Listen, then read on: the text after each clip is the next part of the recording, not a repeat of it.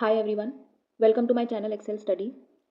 11th class के psychology का 5th chapter कर रहे हैं हम, जिसका ये 4th पार्ट है। 3 पार्ट्स ऑलरेडी हमने कर लिए हैं इस चैप्टर के, जिसमें हमने ह्यूमन आई, ह्यूमन ईयर और अटेंशनल प्रोसेसेस के बारे में पढ़ा है। अगर आपने वो नहीं देखा है तो उसका लिंक आपको डिस्क्रिप्शन बॉक्स में मिल जाएगा, आप वहाँ से देख सकते हैं। 4th पार्ट है ये, और इसमें अब हम लोग परसेप्शन स्टार्ट करने वाले हैं। We are going to understand about perceptual processes. अभी तक हमने देखा कि हमने कुछ स्टिमुलस जो है एनवायरनमेंट में, उसे हमने कैच किया और वो हमारे ब्रेन तक पहुंचा। सेंस ऑर्गन्स की मदद से हमने उसे कैच किया, और जब हमने किसी स्टिमुलस को हमारे सेंस ऑर्गन ने डिटेक्ट किया तो हमने उस चीज़ पर ध्यान दिया बाय अटेंशन। ठीक है, तो हमने ये 2 प्रोसेसेस पढ़ी। अब हम देखेंगे कि किसी भी चीज़ को जब हमने देखा और उस पर ध्यान दिया तो हमें समझ कैसे आया कि जो हम देख रहे हैं वो क्या है, या जो हम सुन रहे हैं वो क्या है। ठीक है, तो बहुत सारी चीज़ें हमारे अराउंड, हमारे इन्वायरमेंट में, सराउंडिंग्स में जो हो रही हैं, हम उन चीज़ों को समझते कैसे हैं, उनका मतलब कैसे निकालते हैं। किसी भी चीज़ को देखने का जो आपका नज़रिया है, उसे ही हम आपका परसेप्शन कहते हैं। जैसे कोई सिचुएशन होती है लाइफ में, तो एक होता है ऑप्टिमिस्टिक ग्रुप ऑफ पीपल होते हैं, और एक होते हैं लोग पेसिमिस्टिक। ऑप्टिमिस्टिक का मतलब जो लोग पॉजिटिव होते हैं, जिनका एटीट्यूड पॉजिटिव होता है, और पेसिमिस्टिक का मतलब जिनका एटीट्यूड नेगेटिव होता है। अब लाइफ में बहुत सारी प्रॉब्लम्स आती हैं। कुछ लोग उस सिचुएशन को इस तरीके से देखते हैं कि वो निराश होकर गिव अप कर देते हैं, और कुछ लोग उसी प्रॉब्लम वाली सिचुएशन को पॉजिटिव एटीट्यूड से देखते हैं, और वो ये मानते हैं कि जो होता है वो अच्छे के लिए होता है। अगर आज हमारे साथ कुछ बुरा हो रहा है तो इसमें भी पीछे कुछ अच्छा छुपा होगा। अब ये जो दो लोगों ने दो अपने अपने तरह से एक ही बात का मतलब निकाला, उसे हम उनका परसेप्शन कहेंगे। परसेप्शन जो है वो हर इंसान का अपना पर्सनल एक पॉइंट ऑफ व्यू होता है, उसके अकॉर्डिंग बनता है। हम हर इंसान का परसेप्शन हर चीज़ के बारे में सेम है ये नहीं कह सकते। सबका परसेप्शन किसी एक चीज़ के बारे में भी अलग अलग हो सकता है। अब परसेप्शन की 2 प्रोसेसेस, 2 टाइप्स होते हैं। पहला एक होता है बॉटम अप प्रोसेसिंग, यानी बॉटम से लेकर ऊपर तक। यानी सबसे पहले हम जब किसी चीज़ को देखते हैं तो हम उसके टुकड़ों को देखते हैं, उस चीज़ को टुकड़ों में देखते हैं, और जब हम बाद में उन टुकड़ों को एक साथ जोड़ते हैं तब हम उस चीज़ का मतलब निकाल पाते हैं कि एज अ होल वो चीज़ क्या है। फॉर एग्जाम्पल, मैंने आपको कहा कि एक ब्रांच है, एक पूरा ट्रंक है मोटा सा जिसमें बार्क है, एक कुछ ब्रांचेस हैं, उसमें लीव्स हैं, उसमें फ्रूट्स लगे हैं और कुछ फ्लावर्स भी हैं। अब मैंने जब आपको ये सारे पार्ट्स बताए तो इन पार्ट्स को सुनने के बाद आपने एक अपने माइंड में आपको तुरंत एक इमेज बनी कि ये एक ट्री की बात हो रही है, यहाँ पर एक पेड़ की बात हो रही है। तो पहले हमने क्या किया, पहले हमने उसके टुकड़ों को देखा, तब हमने उन टुकड़ों को जोड़ करके जो एक चीज़, जो एक ऑब्जेक्ट बनाई, वो हुआ हमारा जो होल था। तो हम नीचे से ऊपर की तरफ बढ़ते हैं, बॉटम टू टॉप। यानी पहले हमने नीचे उसके टुकड़ों को देखा, तब हमने उसका पूरा एक इमेज बनाया। इसे हम कहते हैं बॉटम अप प्रोसेसिंग। और कुछ लोग क्या करते हैं, कुछ चीज़ों को हम पहले एज अ होल देखते हैं, तब हम उसके टुकड़ों को रिकॉग्नाइज करते हैं। जैसे जब हम कोई कपड़ा देखते हैं तो सबसे पहले हम ये देखते हैं कि वो कपड़ा है क्या। Is it a T shirt, और इज इट अ जीन्स, या वो कोई फ्रॉक है या टॉप है या कुर्ती है या शर्ट है। हम पहले ये चीज़ देखते हैं, तब फिर हम उसकी डिज़ाइन पर जाते हैं, उसके कलर्स पर जाते हैं, उसमें किस तरीके का शेप है उस पर जाते हैं। तो सबसे पहले हमने क्या देखा, उस ऑब्जेक्ट को एज अ होल देखा, तब फिर उसके बाद हमने उसको पार्ट्स में समझा। तो this process is known as top down processing. यानी सबसे पहले हम ऊपर से नीचे की तरफ आते हैं, यानी पहले हम एज अ होल किसी ऑब्जेक्ट को देखते हैं एंड देन हम उसके कंपोनेंट्स को देखते हैं। तो ये होते हैं 2 तरीके, how we perceive something whatever is around in our environment. किसी भी चीज़ को लेकर आपकी जो धारणा होती है वो आपका परसेप्शन होता है। Now who is a perceiver, हम यहाँ पर ऑब्वियस सी बात है ह्यूमन बींग्स की बात कर रहे हैं, क्योंकि हम ही हैं जो किसी भी चीज़ को परसीव करते हैं। तो हम जो भी इंसान किसी चीज़ को परसीव कर रहा है वो परसीवर हुआ। अब ह्यूमन बींग्स जो है वो बहुत क्रिएटिव हैं, हर एक का दिमाग अलग तरीके से बना हुआ है। ठीक है, किसी को कोई किसी चीज़, किसी का सोच किसी तरीके से नर्चर्ड है और किसी की सोच किसी अलग तरीके से शेप्ड है। तो हम जो है वो किसी भी चीज़ को जब देखते हैं तो हम अपने अपने तरह से किसी भी एक स्टिमुलस को इंटरप्रेट करते हैं। ठीक है, अब बहुत सारी चीज़ें होती हैं हमारे अलग अलग पॉइंट ऑफ व्यू के लिए। हर इंसान का जो अपना नज़रिया है वो अलग क्यों है, उसके लिए बहुत सारी चीज़ें हैं। सबसे पहला होता है मोटिवेशन, यानी जो हमारी ज़रूरत है वही हमारा नज़रिया बनेगा। हमें जिस चीज़ की ज़रूरत है, फॉर एग्जाम्पल कुछ लोग होते हैं वो सोचते हैं कि लाइफ में पैसा उतना इंपॉर्टेंट नहीं है, बट कुछ लोग कहते हैं कि नहीं, पैसा ही सब कुछ है। तो कुछ लोगों के लिए खुशी ज़्यादा मैटर करती है, कुछ लोगों के लिए पैसा। तो मे बी जिसके लिए पैसा बहुत ज़्यादा मैटर करता है उसने हमेशा अपनी लाइफ इतने कम में बिताई हो, हमेशा बहुत कम सोर्सेज में जिया हो उसने अपनी लाइफ को, इसलिए उसके लिए पैसा इंपॉर्टेंट ज़्यादा है रादर दैन खुशियाँ। और एक एक इंसान है जिसने हमेशा बहुत ज़्यादा लग्जरी में अपनी लाइफ बिताई, तो उसके लिए पैसे की उतनी कोई वैल्यू नहीं है शायद।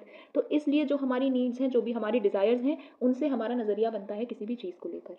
सेकंड इज़ एक्सपेक्टेशंस, जो भी चीज़ें हम एक्सपेक्ट करते हैं वैसा ही हमारा नज़रिया होता है, ठीक है? अब जैसे आप मॉल में जा रहे हैं शॉपिंग करने, तो ऑब्वियस सी बात है आपका ये एक्सपेक्टेशन है कि हाँ, यहाँ पर चीज़ें महँगी ही मिलती हैं। आप मान लीजिए आप दिल्ली के सरोजिनी नगर मार्केट में जा रहे हैं, तो आपका ये परसेप्शन है कि यहाँ पर आपका एक्सपेक्टेशन है कि यहाँ पर तो चीज़ें सस्ती ही मिलेंगी। तो हम किसी भी चीज़ को उसी नज़रिए से देखते हैं जैसा हम एक्सपेक्ट करके आए हुए हैं। अब मॉल में हमें किसी ने बता दिया कि एक छोटी-सी पेन भी जो है वो ₹1000 की है, तो हमें कोई सरप्राइज़ नहीं होंगे हम इस चीज़ को लेके, क्योंकि हमारी एक्सपेक्टेशन ही उस चीज़ को लेकर वैसी ही थी। कॉग्निटिव स्टाइल्स का मतलब क्या होता है कि कैसे हम अपने एनवायरनमेंट से डील करते हैं, हमारी जो सोच है, जो हमारे एक्सपीरियंसेस हैं, इमोशंस हैं, जो हमारे, हम उन चीज़ों को देखते हैं। और इसमें भी 2 एस्पेक्ट्स आते हैं, उनके बारे में हम लोग आगे पढ़ेंगे। Now fourth is cultural background and experiences, जो हमारे पास्ट के एक्सपीरियंसेस रहे उसके अकॉर्डिंग हम देखेंगे। जैसे मान लीजिए एक बार किसी इंसान को किसी ने धोखा दिया, तो अब वो हर इंसान को ऐसा ही देखेगा कि हर ह्यूमन जो है, वो हर इंसान ऐसा ही होता है, सेम ही होता है, सब धोखेबाज ही होते हैं, ठीक है? या एक परसेप्शन बहुत कॉमन सा बना हुआ है कि लड़कियों को गाड़ी चलानी नहीं आती है। तो अब जिन लोगों के मन में ये धारणा बनी हुई है, जिनका ये एक्सपीरियंस रहा है, जिनका ये कल्चर ही ऐसा रहा है जहाँ पे ये समझा जाता है कि लड़कियाँ जो है वो अच्छे ड्राइवर्स नहीं हो सकती हैं, वो हर लड़की को उसी नज़र से देखेगा। बट ऐसा नहीं है, बहुत सारी लड़कियाँ हैं जो बहुत अच्छी ड्राइवर्स होती हैं। तो ये डिपेंड करता है आपके कल्चर पर और आपके एक्सपीरियंसेस पर, आपके पास्ट में कैसी चीज़ें आपके साथ हुई हैं। Now there are some principles of perceptual organisation, जिसकी वजह से हम परसेप्शन अपना बनाते हैं कैसे किसी चीज़ के बारे में। आप किसी भी विजुअल फील्ड में उसको हम जब बहुत सारे टुकड़ों को देखते हैं, तो उसकी हम एक मीनिंग निकालते हैं, और इस प्रोसेस को हम कहते हैं फॉर्म परसेप्शन। जैसे हमने बहुत सारे पजल्स के पीसेस देखे और हमने ये मान लिया, हमें ये समझ में आ गया कि इन, मान लीजिए उसमें कुछ मिसिंग पीसेस हैं, तो हमने उसको फिल किया, हम समझ गए कि ये मान लीजिए एक हाउस का इमेज बन रहा है। तो ये हमने क्या किया, फॉर्म परसेप्शन कहते हैं इसे, यानी जब हम पीसेस से कोई एक होल फॉर्मेशन करते हैं। नौ जेस्टॉल्ट साइकोलॉजिस्ट थे, ठीक है? 3 थे, कॉफका, कोलर और वर्दीमर। तो इनका क्या था, इन्होंने कुछ प्रिंसिपल्स बताए जिनके बेसिस पर हम चीज़ों को परसीव करते हैं। अब हम जो है वो हर एक चीज़ को अलग-अलग टुकड़ों में नहीं परसीव करते। हम चीज़ों को, इन्होंने कहा कि एज़ अ होल ही देखते हैं, और उसके बाद फिर हम उसके टुकड़ों के बारे में जानते हैं। अब आप कोई पेड़ देखेंगे तो आप पहले ये तो देखेंगे नहीं कि उसमें पत्तियाँ लगी हुई हैं, फल लगे हुए हैं, फूल है, ट्रंक है, ब्रांच है, ऐसा तो आप देखेंगे नहीं। आप उसे एज़ अ होल ट्री ही देखेंगे। या आप किसी बंदर को देखेंगे तो पहले आप उसकी आँख, नाक, मुँह ये सब नहीं देखेंगे, आपको दिखेगा कि वो एक बंदर है। तो हम किसी भी चीज़ को सबसे पहले एज़ अ होल ही देखते हैं और उसके बाद हम उसके फीचर्स पर जाते हैं, ठीक है? नाउ फिगर ग्राउंड सेग्रीगेशन क्या होता है? फिगर ग्राउंड सेग्रीगेशन मतलब हम किसी चीज़ को जब देखते हैं तो हम उसे उसके बैकग्राउंड से अलग करके समझना जानते हैं, उसे फिगर ग्राउंड सेग्रीगेशन कहते हैं। जैसे अगर किसी पेज पर कोई ड्राइंग बनी हुई है ट्री की, तो हम उस ट्री की को ऑब्जेक्ट मानेंगे और उसके पीछे जो पूरा पेज है उसे हम बैकग्राउंड मानेंगे। क्यों? क्योंकि हमने कोई भी ऑब्जेक्ट जो होता है वो बैकग्राउंड से थोड़ा अलग से निकल कर आता है, because it is a design and it has a outline. हमने एक ट्री की आउटलाइन बना रखी है, that is why it is looking like an object, और हमने बाकी बैकग्राउंड को अलग कर दिया, जबकि है वो पूरा एक पेज ही, सिर्फ उस पर पेन से एक हमने मार्क कर दिया है, and that is why we are considering it as an object, और बाकी उसके पीछे का जितना पार्ट है वो बैकग्राउंड है। तो जब हम किसी ऑब्जेक्ट को उसके बैकग्राउंड से अलग करके समझते हैं, उसे हम जो है वो फिगर ग्राउंड सेग्रीगेशन कहते हैं। नाउ फिगर और बैकग्राउंड में क्या डिफरेंसेस होते हैं? कुछ डिफरेंसेस होते हैं जिनकी वजह से हम इन्हें अलग अलग समझ पाते हैं। तो फिगर का एक डेफिनेट फॉर्म होता है, एक डेफिनेट शेप होता है, ऑब्वियस सी बात है। बैकग्राउंड जो है वो फॉर्मलेस होता है, उसका कोई शेप नहीं होता। फिगर की एक आउटलाइन बनी हुई होती है, जैसे मैंने कहा कि ट्री है तो उसकी एक आउटलाइन ही तो है पेज पर, बाकी तो पूरा पेज ही है, बट हम उस ट्री को अलग देखते हैं और पूरे बाकी के अलग पेज को अलग देखते हैं, तो उसकी एक प्रॉपर आउटलाइन होती है। फिगर जो है वो बैकग्राउंड से हट के दिखाई देता है। फिगर ज़्यादा ऑर्गेनाइज्ड होता है in comparison to the background, और फिगर की अपनी एक क्लियर और लिमिटेड जो है वो इमेज होती है। जैसे फॉर एग्जांपल हम स्काई में देख रहे हैं, आसमान देख रहे हैं, और उसमें एरोप्लेन जा रहा है, ठीक है? अब एरोप्लेन जो है वो लिमिटेड जगह में होगा और उसकी अपनी एक आउटलाइन होगी, एक बाउंड्री होगी, उसका एक शेप होगा, तो हम उसे एज एन एरोप्लेन देख रहे हैं। बट बैकग्राउंड जो है वो आसमान है, आसमान का अपना कोई लिमिट तो है नहीं, ना उसका कोई शेप है, ना उसकी कोई आउटलाइन है, वो तो अनलिमिटेड है, कहाँ से कहाँ तक भी जा सकता है। तो इट इज़ द बैकग्राउंड। और बैकग्राउंड जो है वो हमसे दूर नजर आता है, ऑब्जेक्ट हमें ज़्यादा पास नजर आता है, जबकि है दोनों सेम ही डिस्टेंस पे शायद। जब हम पेज पे ट्री बना रहे हैं तो वो तो है तो पेज एक ही डिस्टेंस पे, बट हमको वो ट्री ज़्यादा पास लगेगा और बैकग्राउंड हमें पीछे लगेगा, दूर लगेगा। तो this is the difference between figure and background. Now Gestalt ने कुछ 7 प्रिंसिपल्स बताए थे जिसके अकॉर्डिंग, जिसके हिसाब से हम जो है वो किसी भी चीज़ को परसीव करते हैं, किसी ऑब्जेक्ट को परसीव करते हैं। तो उन 7 प्रिंसिपल्स के बारे में हमने पढ़ने वाले हैं, जिसमें से फर्स्ट है द प्रिंसिपल ऑफ प्रॉक्सिमिटी। अब ये प्रिंसिपल क्या कहता है कि the objects that are close together in space और टाइम आर परसीव्ड टुगेदर, यानी जो चीज़ें हमें साथ में दिखती हैं हम उसे एज अ ग्रुप मान लेते हैं, ठीक है? अब मान लीजिए कोई 2 लड़कियां हैं क्लास की, वो हमेशा साथ में दिखाई दे रही हैं, तो लोगों का ये परसेप्शन बन जाएगा कि हाँ ये बेस्ट फ्रेंड्स हैं, बिकॉज ये हमेशा साथ में ही दिखाई देती हैं। ठीक है, तो this is the principle of proximity. अब जैसे आप इस पिक्चर में देख सकते हैं, इधर एक ब्लैक जो है वो सर्कल्स हैं और इधर येलो सर्कल्स हैं। अब हमने क्या देखा कि ये एक जो है वो 8 सर्कल्स का ग्रुप है और इधर भी एक 8 सर्कल का ग्रुप है। बट हमने ये क्यों नहीं देखा कि ये भी तो 2 आपस में सेम सेम ही शेप है, ठीक है? अच्छा, प्रॉक्सिमिटी में क्या होता है, हम कलर पर ध्यान नहीं देते। हम सिर्फ ये देखते हैं कि चीज़ें पास-पास कौन-सी हैं। अब चाहे वो एक दूसरे से सिमिलर हों, चाहे वो एक दूसरे के ऑपोज़िट हों। अब वो लड़कियाँ जो हैं, वो चाहे उनका नेचर जो है वो सेम-सेम हो, चाहे वो अलग-अलग नेचर की हों, बट हम ये मान लेंगे कि वो बेस्ट फ्रेंड्स हैं बिकॉज़ वो हमेशा साथ में ही दिखती हैं। तो सेम यहाँ पर होता है, चाहे क्यों ना उन सर्कल्स में कुछ कलर चेंज हो, चाहे उनकी प्रॉपर्टीज़ में कुछ चेंज हो, अगर वो साथ में दिख रहे हैं तो हम उन्हें एज अ ग्रुप मान लेते हैं। अब इस लाइन को और इस लाइन को हम ग्रुप नहीं मान सकते बिकॉज ये दोनों दूर दूर हैं, ये ज़्यादा पास नहीं दिख रहे। In comparison to this line and this line, ये पास पास दिख रहे हैं, इसे हम इसलिए हम इसे ग्रुप मान लेते हैं। Second principle is the principle of similarity, यानी जो चीज़ें हमें सिमिलर सिमिलर दिख रही हैं उन्हें हम जो है वो आपस में ग्रुप कर देते हैं, हम उन्हें समझ लेते हैं कि वो पास हैं। अब जैसे ग्रुप है, अब जैसे यहाँ पर हम देख रहे हैं कि सारे स्क्वायर ही हैं, सबका शेप सेम है और सारे जो है वो इक्वल डिस्टेंसेस पर ही हैं, यानी यहाँ पर प्रॉक्सिमिटी की कोई लिमिटेशन नहीं हो सकती कि मतलब कोई पास पास था इसलिए हमने ग्रुप समझ लिया या कोई दूर दूर था इसलिए हमने। यहाँ पर हम सिर्फ कैरेक्टरिस्टिक्स देख रहे हैं कि सारे स्क्वायर ही हमें दिखाई दे रहे हैं। बट यहाँ पर क्या है, इस लाइन में सारे स्क्वायर्स का कलर सेम है, इस लाइन में सारे स्क्वायर्स का कलर सेम है। तो ये सारे लाइंस जो हैं, ये सारी रोज़ जो हैं, वो एक दूसरे से कैसे डिफ़र कर रही हैं? कलर में डिफ़र कर रही हैं। तो ये एक कैरेक्टरिस्टिक हुई और इसलिए हम मान लेते हैं कि ये एक रो है, ये सेकंड रो है, ये थर्ड रो है। जैसे जब स्कूल में असेंबली के लिए लाइन लगती है, तो हर क्लास की अपनी एक अलग लाइन लगती है। तो सारे उसमें हैं तो बच्चे ही, सारे हैं तो ह्यूमन्स ही, बट हम उन्हें सेग्रीगेट किस किस बेसिस पर करते हैं? उनके क्लासेस के बेसिस पर। कोई क्लास 10th की लाइन है, कोई क्लास 9th की लाइन है, उसी तरीके से यहाँ पर सिमिलैरिटी उन सब में उनका क्लास है। तो यहाँ पर इन सारे लाइंस में सिमिलैरिटीज़ क्या हैं? जो एक रो है उसमें सारी सिमिलैरिटीज़ हैं एक कलर की, यानी एक रो में जो सारे ऑब्जेक्ट्स हैं वो सेम कलर के हैं। तो इसलिए हम समझ लेते हैं कि वो एक ग्रुप फॉर्म कर रहे हैं। Now, next is the principle of continuity. This principle states that we tend to perceive objects as belonging together if they appear to form a continuous pattern. अब इस डायग्राम में आप देख रहे हैं, यहाँ पर हम देख रहे हैं इन डॉट्स का और इन डॉट्स का कलर तो सेम है, बट जब हम इस डायग्राम को ऐसे पहली झलक में देखेंगे तो हम क्या देखेंगे कि ये एक हमें एक कर्व्ड लाइन बनती हुई दिख रही है।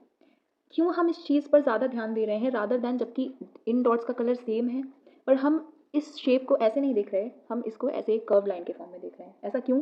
बिकॉज ये डॉट्स जो हैं वो इन डॉट्स के साथ एक कॉन्टिन्यूस पैटर्न बना रही हैं, जबकि यहाँ पर इस पॉइंट पर जो रेड डॉट्स हैं उसमें बीच में एक ब्रेक आता है जहाँ पर वो टर्न हो जाती हैं।